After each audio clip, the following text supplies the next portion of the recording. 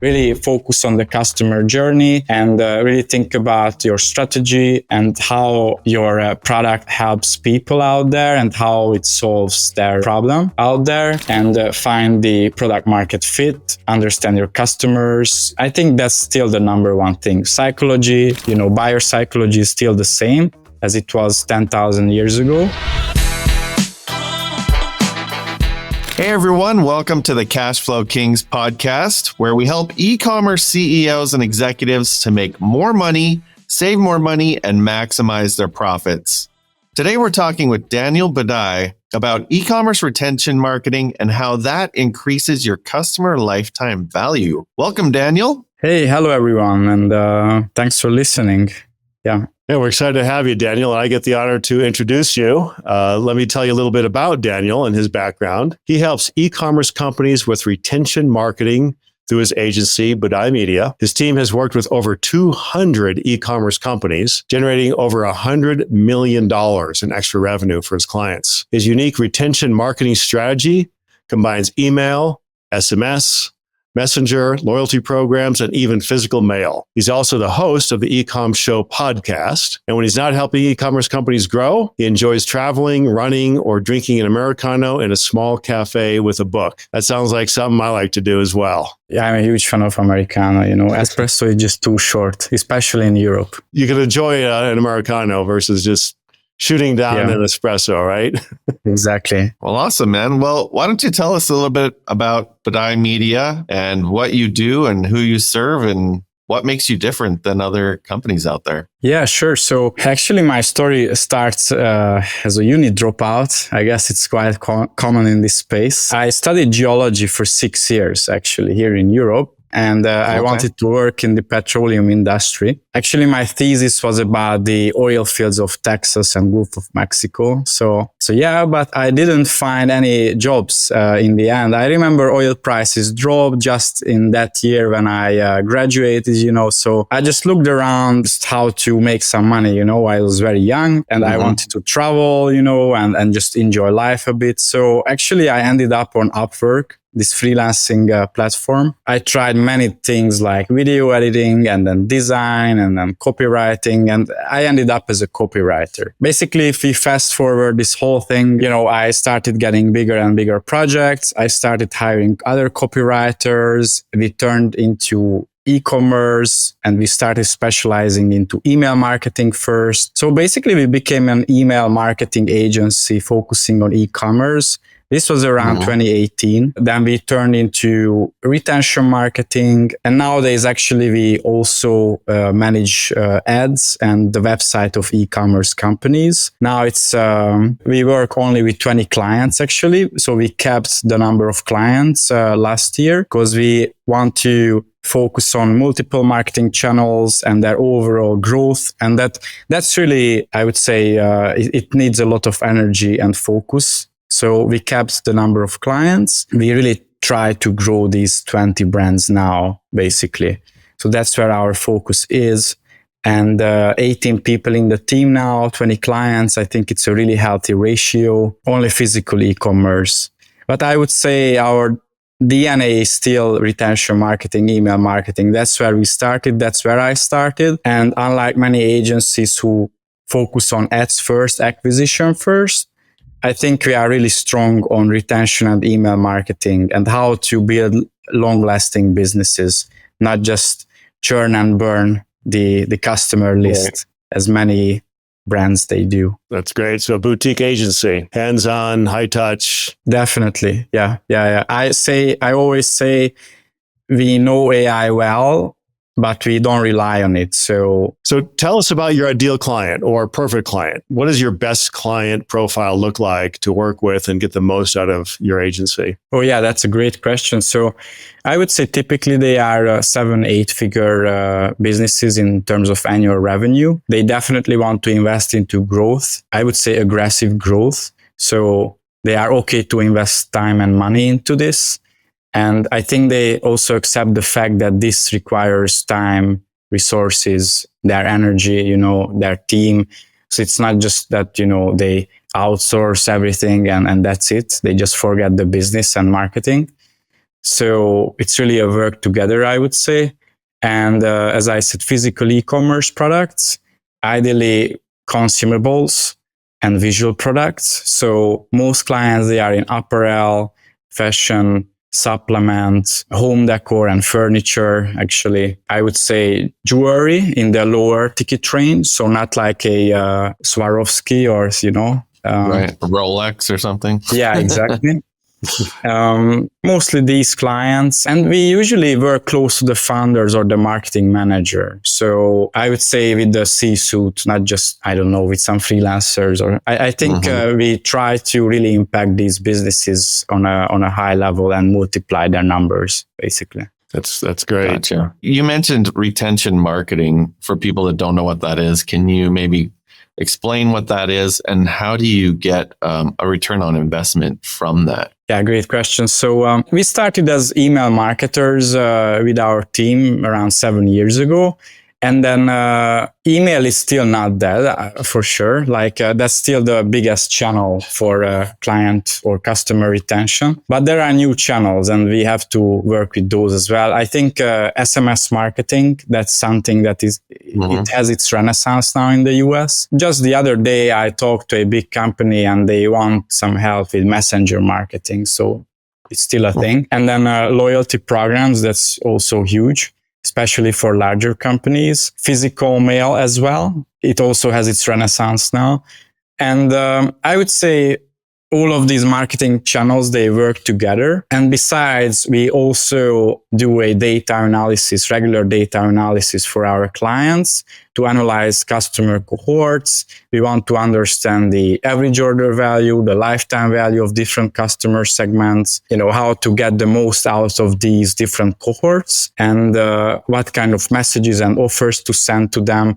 So I think nowadays understanding data and work with this data, it's also a huge part of this retention marketing. So it's much more than just writing emails and sending them nowadays. The goal is to get your existing customers to buy more stuff. Exactly. Right? Yeah. I always say in e-commerce, you don't have too many levers to grow your business. I think most business owners, they still think about ads and acquisition. Let's get more traffic to the website. Let's make that profitable first purchase. But besides traffic, you can also play with your conversion rate on the website and then average order value and your lifetime value. So I would say these, and then your profitability, right? Saving money basically in the business. But the number one thing we focus on with my agency is lifetime value. So we want to increase the lifetime value of the customers and see them again and again to buy in the store. Because once that acquisition cost has been ingested, now if you can just increase more purchases for a longer period of time, obviously lifetime value goes straight to the bottom line because you don't have that high acquisition cost. Yeah, exactly. We track things like LTV 90 days, LTV 1 year, because it's actually a common problem that people say there is this ratio, CAC LTV ratio, customer acquisition cost and the lifetime value of the customer, and how you just compare the two numbers. But the problem with the LTV is that it's a very abstract number, nobody has time to wait until the end of the life of the customer. It's even funny to say that, right?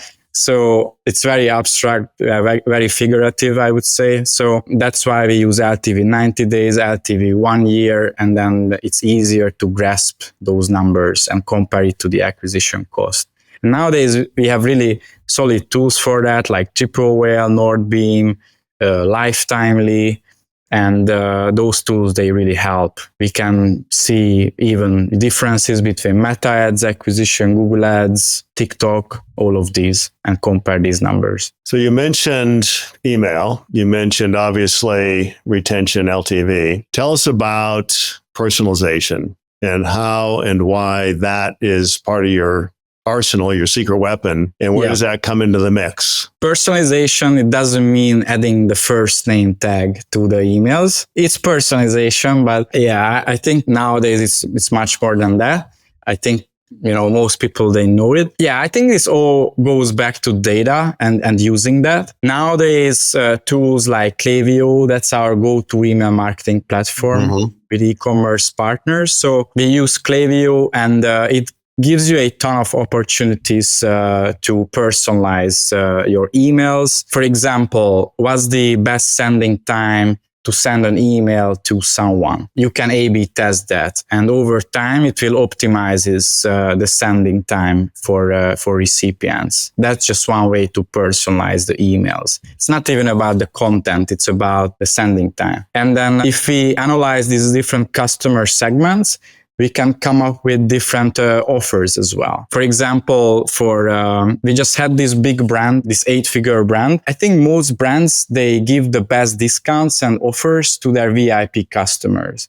What we realized, these people, they are so engaged, they don't need any discounts. So we stopped giving those discounts to them, and rather we gave them other perks like live meetings or free stuff, free t-shirt, things like that, while we kept the discount codes for lapsed customers or new customers, but to other segments. So we had these realizations about the customer segments, and we came up with personalized offers. Another example, and AI comes here regarding this. So personalizing the copy of the email. So now basically AI is inbuilt into these tools, Klaviyo or even Facebook ads, and over time it will just get better and better. For example, in Klaviyo, you can use smart tags, which will personalize the email copy. And if you have enough information about your subscriber, what products they prefer, what they purchased in the past, or when they open emails, or what's their skin type, for example, you can personalize the email using these tags and using AI. So recipients, they will receive different email copy and different offers, and you can also personalize product recommendations based on their past history. And this is completely dynamic. So I think we will get to a point in probably 1-2 years, something like that, where every email recipient, they will receive different emails from a brand. If you send out 100,000 emails, there will be probably not 100,000 different emails, but even 1,000. That's just huge. So I think that's really fascinating to get there in the near future. That's great insight. You mentioned discounts and this big brand. I was doing some research actually just earlier this week. And one of the biggest financial wastes that e-commerce brands engage in is offering generic one-size-fits-all discounts to people that don't even need them. They're not asking for them. Yeah. Everybody gets the discount, right? 30% off this week to everybody. Why? Yeah. Completely irrelevant, completely unpersonalized, untargeted. You're literally giving away money to people that don't even need it. And they're already engaged. They're already a loyal customer. Or, for example, offering, the 10 to 15% off the second somebody hits your homepage to give your email address. Well, that might be completely unnecessary. And turns out the research says that providing these generic discounts is a huge waste of money. Yeah, that's a great point. And also just not giving a reason to people why they receive the discount. I think you should, when you incentivize people, you give them perks, you should tell them why they receive it. It's like a psychological mechanism that you reward their behavior and at the end of the day.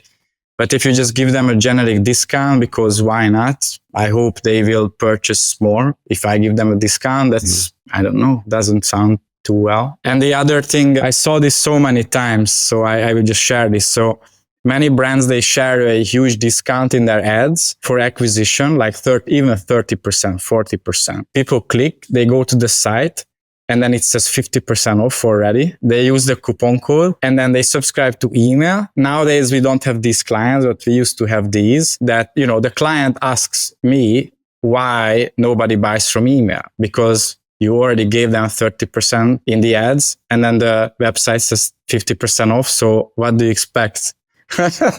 Nobody will buy again if I don't give them a 70% discount or something. Right. So kind of set that bar super high going in. Yeah. it's crazy. Well, it's not an integrated strategy. A lot of brands don't think about integrating their communications, their touch points across email, SMS, social, websites, landing pages, etc.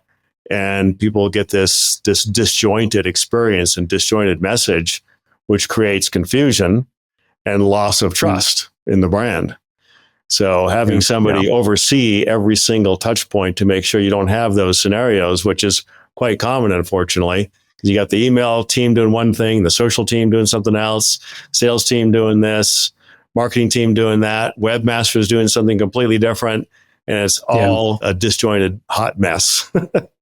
Yeah, exactly. Well, so you've sent a lot of emails, it sounds like, for your clients over the years. Do you have any like secrets or high converting emails that just blew it out of the water that you can maybe talk to us about? Actually, on our website, I think we can share this link. We shared our top 100 emails from last year. I think at least 10 of them generated more than $100,000. I think 1 or 2, even 1 million actually for these bigger clients. And I don't claim that it's because of the copy or the design, because, we build on a big brand and segmentation. So it's a lot of work before that. And it's not even our work because they founded that brand a while ago. Email is important and how these emails look like. So if we open those emails, then you would see that those emails are actually quite simple. So those emails, they have only one purpose. It's not a super long email. There is one purpose of those emails. And when it comes to the revenue numbers, they convert it so well because there is only one purpose. But the other email campaigns sent out before, they really supported that email campaign. So for example, if it's a Black Friday email, then in the previous weeks, we send out, basically we build up the anticipation. We build up the hype, the engagement. We even run Facebook ads to a landing page where they can subscribe to a Black Friday email list, where they will get special offers. So it's not just about one single email, it's more like a strategy. Yeah, we run Facebook ads, we regularly send campaigns to build anticipation and the big hype. People, they can sign up for this early bird Black Friday list, for example. They get special offers. We even send them a text message that tomorrow at 8 a.m. or 8 p.m., whatever, something big will happen. So they really expect this. And then we send out this simple one email and, sales is sky high. So it's really built up. Typically, these emails, again, are very simple. And then there is one goal in the email. We give them an offer. Yeah, nothing crazy like a BOGO offer or some kind of discount. Typically, the Black Friday emails, they generate the most revenue. And the whole week of Black Friday, so we send out this grand opener email. That's how we call it. Typically, it makes the most revenue. And then in the following days, we send out reminders or we even change the offer. And then a couple of days later, we give people urgency and we tell them only 2 days left or 24 hours left. So they have to rush, and we send them even text messages. It works very well with urgency. And there is a second spike when we close the sale. So it's typically Black Friday, and we really prepare for Black Friday events like 1 month in advance. And it's not just even email marketing, it's text marketing. We run Facebook ads, we change the website with banners. So it's really a cooperation between different marketing channels.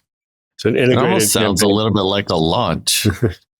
It is. It's really a launch, yes. Yeah. We do the same with product launches, So you can do it, I wouldn't do it every month, but once a quarter for sure. Yeah. Cool. Great. Yeah. So use that social media to get people to opt in. Then they expect the email, they get the email, and they're ready to go. Yeah.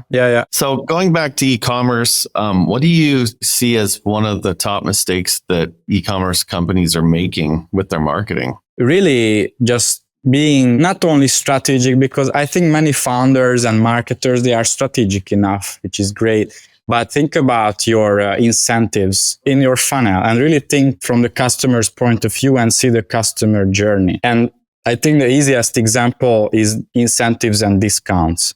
So, and like 90%, 80% of brands who I talk to, they have issues with this. So they give away a discount in their pop-up.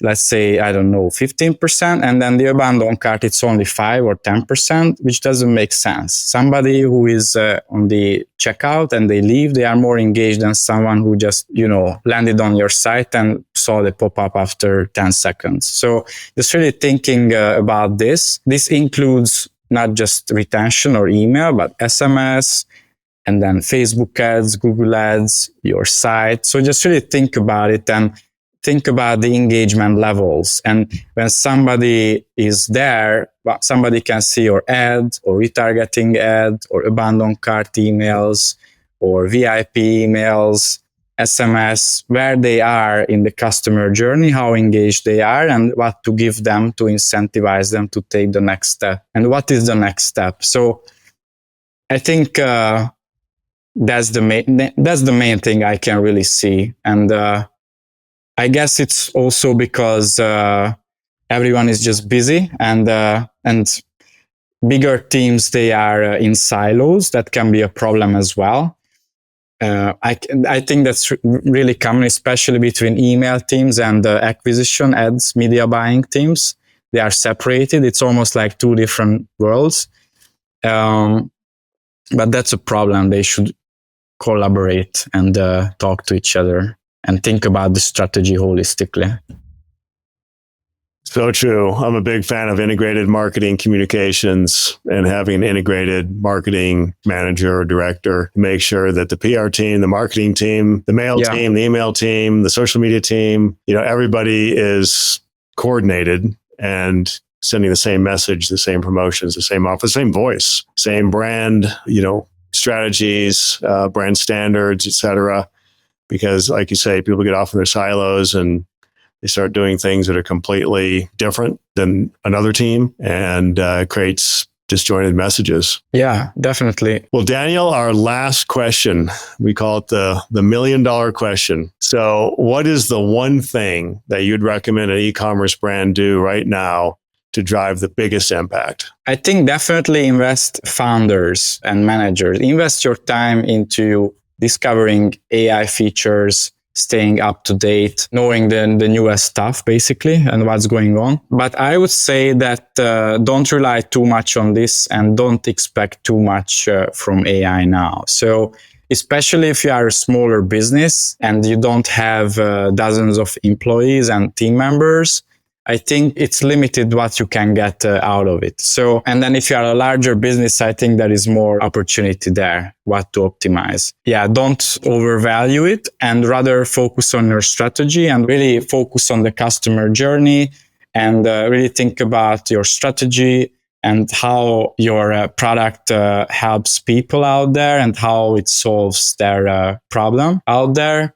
And find the product market fit, understand your customers. I think that's still the number one thing. Psychology and, buyer psychology is still the same as it was 10,000 years ago. So focus on that. And AI can help you with the tactical things. But I think that's secondary. It's been great having you on the show, Daniel. And how can people get in touch with you and learn more about your work and your agency? And do you have a special offer for our listening audience? Yeah, so I mentioned our top 100 email templates. I can share the link and everyone can download that. And find me on social. I'm really active on YouTube as well. I post educational videos every week there. I also have my podcast, really close to 300 episodes now, the Ecom Show. Also, check out our site if you want to work with us, budaimedia.com. Fantastic. Well, thanks for joining us, and we look forward to seeing you on our next episode of Cashflow Kings Podcast. Have an amazing day. Thanks. You. Have a great day.